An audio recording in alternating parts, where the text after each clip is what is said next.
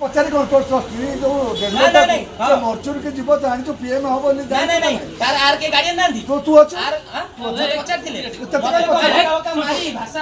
पचार मो मां को भी से इंजेक्शन दे मार देले लाइट पकैला इंजेक्शन दे मार देले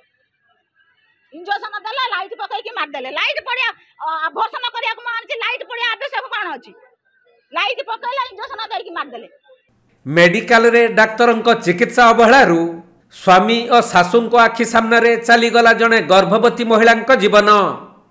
तेबे महिला मृत्यु पर परिवार लोक मैंने प्रतिवाद करिबारु मेडिकल कर्मचारी एवं पुलिस आक्रमणर शिकार होइछन्ति स्वामी आउ सासू तेणु मातृ और शिशु विभाग सम्मुख में मृतदेह रखी परिवार लोक मैंने चिकित्सा अवहेला को दायी करिछन्ति। एपरी अभावनीय घटना घटी जगतसिंहपुर मेडिकल रे जो एफर करदेला आम नहीं आसलु भोर भोर पहुँचलु एमाने सब डाक्तर भल मंद लगिलु कि भल मंद कर सफा सुतर करदे कलापर मत सब कौन कले कहले काटिदे ड्रेसटा मुझे ड्रेस काटिदेली कहले गोटा नुगुआ घरे दे से तौक बहु मरीगलानी डाक्तर कौन कर बहु छाती के एमती चापुची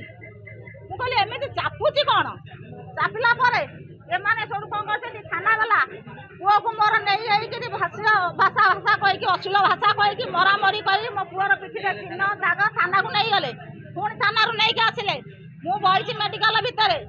एबे एबे पुणी एबे मत मरामरी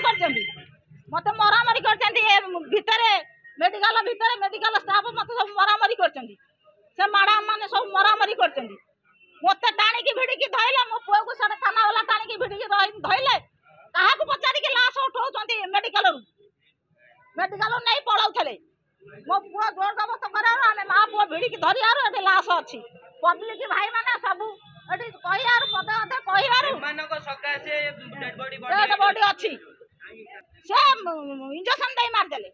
लाइट पकैला इंजेक्शन दे मारदेले इंजेक्शन देला लाइट पकई मारदेले लाइट पड़िया अभर्सन करिया को मारछि लाइट पड़िया आवश्यक कोन अछि लाइट पकैला इंजेक्शन दे की मारदेले न्याय मत दरकार। तबे गर्भवती महिला 26 वर्षीय रश्मिता नाथन को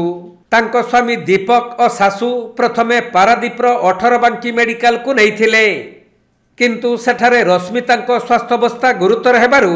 पुणी जगतसिंहपुर मुख्य चिकित्सालय मातृ और शिशु विभाग को अणा जाइथिला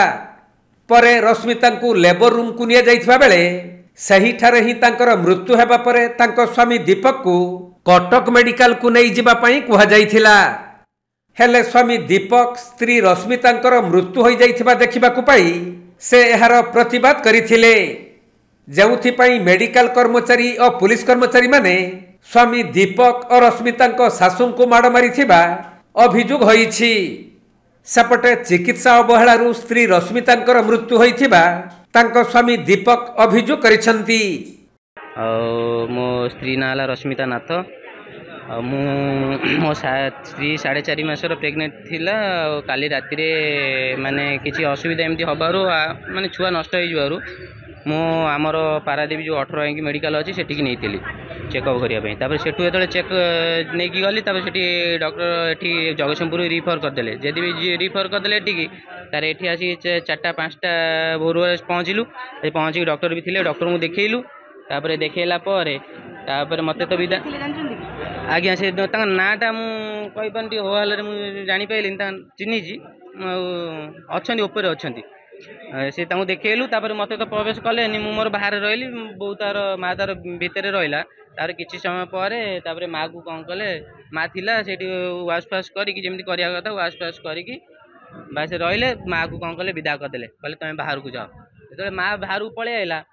मत कहीं सन्देह मत अबाय लगे जहाँ पेसेंट पाखे जड़े रोगी पाखे जड़े रहा कथा ता सेवा करने तार मुझे कती गली जो देखा देखापी जो गली देखला आसुक तार सेन्स फेन्स किसी चलुनी मो स्त्री तापर मो मो मुंड से भी किसी कम कलानी मो देह कौन होगा तापर मुझे आज्ञा चिकित्सा हवा भूलभाल होमती प्रोब्लेम हो मो स्त्री जीवन जाइए आ कि नहीं आज्ञा जो जीवन चलीगला मते सांगे सांगे फोन कर तनाहाना कर कटक रिफर कर सांगे सांगे कहते कटक पूरा तनाहाना मत कले मुझे देखिली जीवन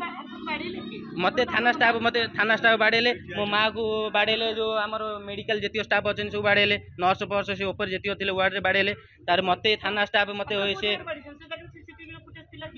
आज्ञा मुझे फुटेज अच्छी कि नहीं मुझे मत बाड़े मो पिटी पिटी भी खंडिया।